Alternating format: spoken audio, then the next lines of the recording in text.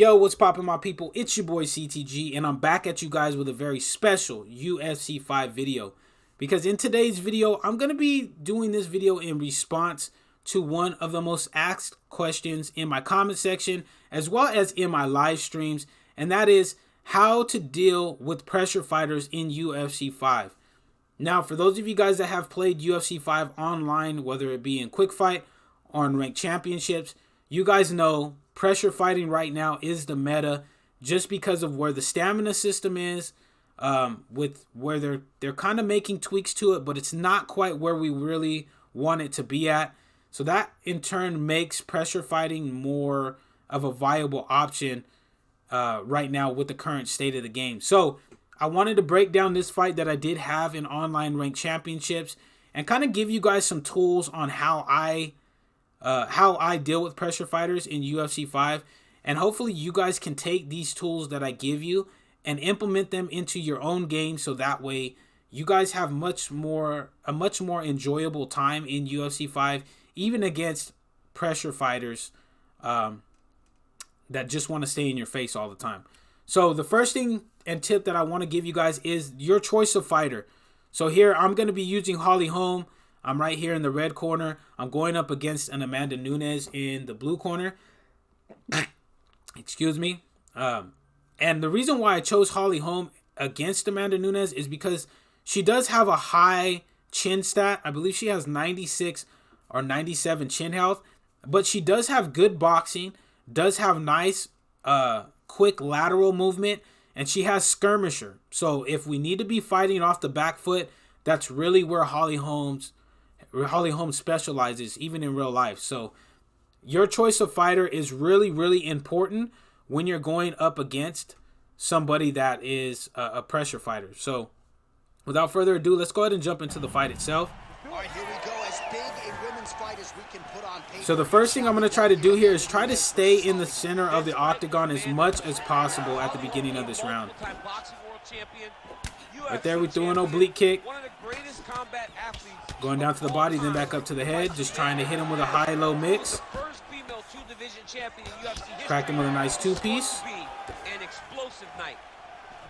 Now, I wanted to pause it right there because there's two things that I want to emphasize here in what I'm doing. Number one, I'm letting him know I'm willing to exchange with him. I am. I'm not overcommitting on like 4-punch combination strings and stuff like that. I'm more just going 1-1-1-2, 1-2, just throwing something out there that kind of gets him to think, hey, you know what? This guy is willing to exchange in the pocket with me. And the second thing that I'm doing is you see me throw 2 oblique kicks to his legs. Now, why am I putting an emphasis on this? Because the oblique kick in UFC 5 is meant to stop forward momentum. It's supposed to be utilized the way it is in real life. The oblique kick in real life is meant to stop your opponent from just walking forward. It's meant to halt momentum in real life, and that's the way it is in UFC 5 as well. So if you are using fighters that have the oblique kick, I would highly recommend you utilize this kick, because it's not only going to chop at your opponent's legs and start to lower that leg count down to where they need to switch stance, which a lot of people don't know how to fight in both stances in UFC 5, but it is also going to halt that forward momentum and give you a hit stun against your opponent that might give you a little bit of time to circle off the cage or to just get yourself in a safe position again. So I would highly recommend, if you are using fighters that have the oblique kick, that you work this into your game. So right there, we fired off a nice body kick, throwing teep kicks now.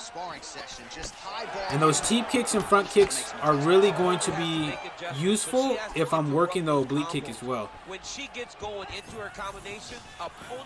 So right here, you see my opponent really wants to pressure, but he's kind of tentative with doing it because he sees that we're having some offense coming back.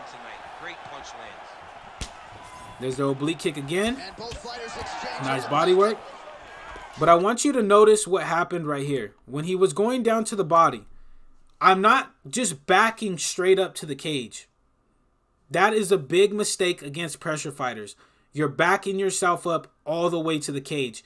You want to be moving laterally. And this is why I chose Holly Holm, because she has skirmisher. She has good lateral footwork to be able to make it an easier time for me to circle off when I do get backed up. And that's something that I see a lot of newer players and even some intermediate players doing, is they back themselves straight up to the cage and then they get trapped there. Don't do that. You use lateral movement. Circle off the cage. More preferably, circle away from where your opponent is throwing. So you want to try to circle away from their power side always. But if they're throwing a lead body hook, you want to circle away from that as well. So that would be another tip that I have for you guys, is to use lateral movement when you're going up against somebody that's trying to pressure you. So right there, you see I'm able to circle off. Popping him with a nice straight. Hit him with a nice head kick as he's trying to enter in the pocket. And we're moving again. You see here, we're never staying in the same place. We're striking and then we're moving. And we're landing a lot of strikes off the back foot. You see, he's trying to pressure, hitting him with the knee to the body. Another one. He misses on the body hooks. There's another oblique kick.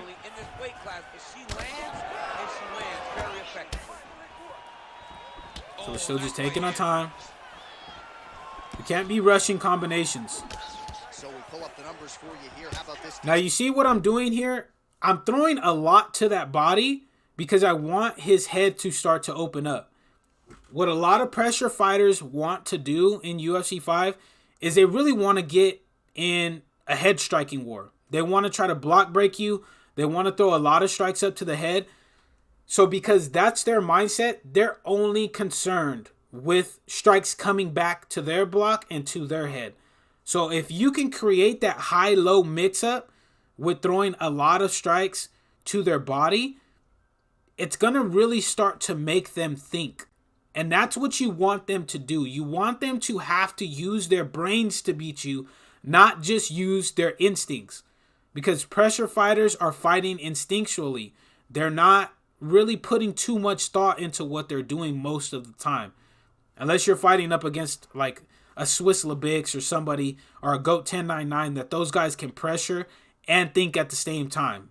You don't run into a lot of guys like that though. So you want to be trying to get them to think about what they're doing. So right there, he's ripping to the body. And that's okay. We blocked that one. Going down to the body, then back up to the head. And as much as we're landing right here, that lets me know we're kind of starting to get to this guy, because he doesn't know where we're going to strike next. Right there, hit him with a nice ducking straight. Nice oblique kick right there. And I want you to see, you see what he's doing? He's slipping. He's slipping because he in his mind doesn't know what we're throwing. So he's trying to go off reaction instead of like rhythm. So because he's not thinking about what he's doing, he's immediately slipping when there's not even a strike being thrown. He's major lunging and there's not a strike being thrown for him to have to major lunge out of the way. So this lets me know this guy is trying to fight on instinct. He's trying to fight reactionary, off reaction.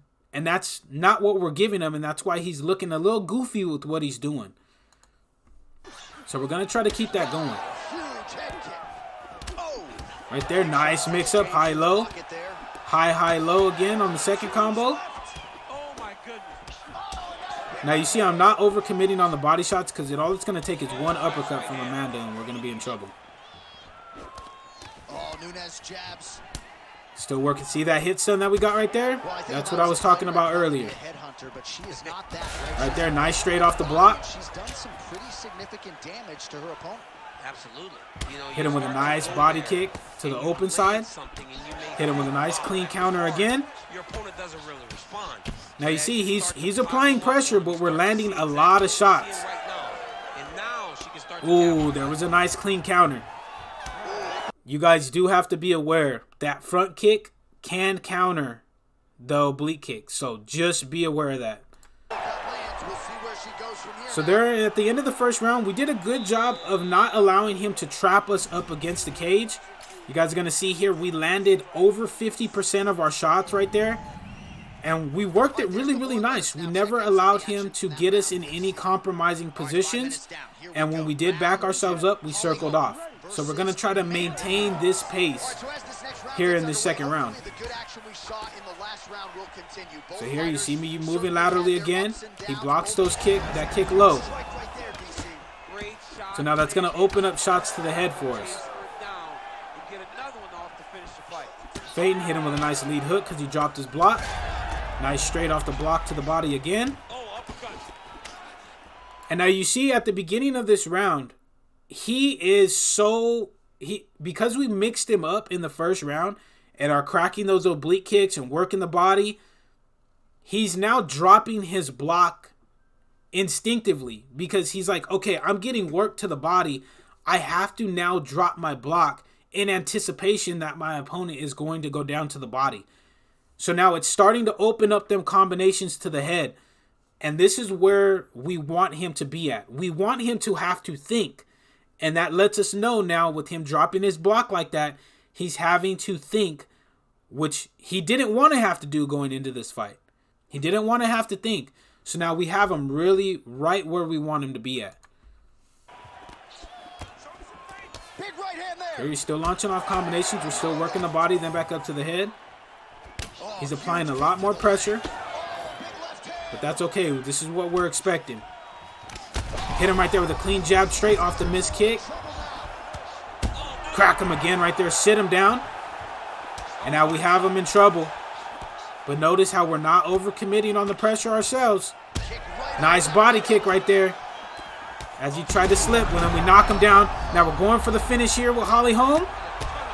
And we're going to be able to get it done. And that's how you do it, ladies and gentlemen.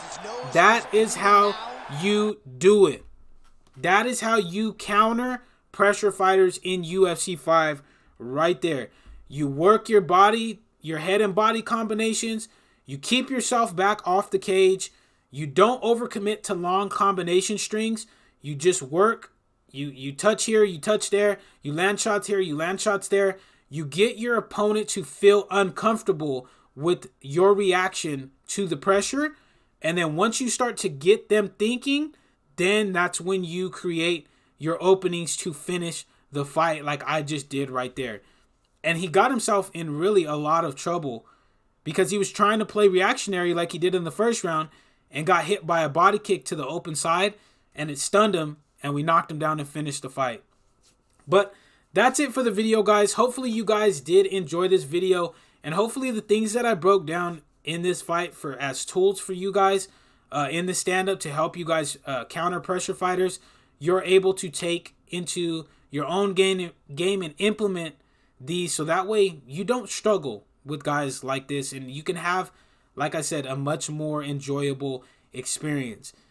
But if you did enjoy this video and you are new to the channel, make sure to slap that subscribe button as well as slap that like button so this video does get thrown into the YouTube algorithm. So that way more people don't have a hard time dealing with this pressure style. And that way we have more people playing the game. Because for those of you guys that play UFC 5, we don't want this game to die out, man. We really, really don't. So I make videos like this to help you guys so that way you guys stay on and play. And you guys have more of an enjoyable experience. But until the next time, guys, take it easy. Be safe. Enjoy the rest of your guys' day, afternoon, evening, depending on where you guys are watching this from. And I will see you guys in the next video.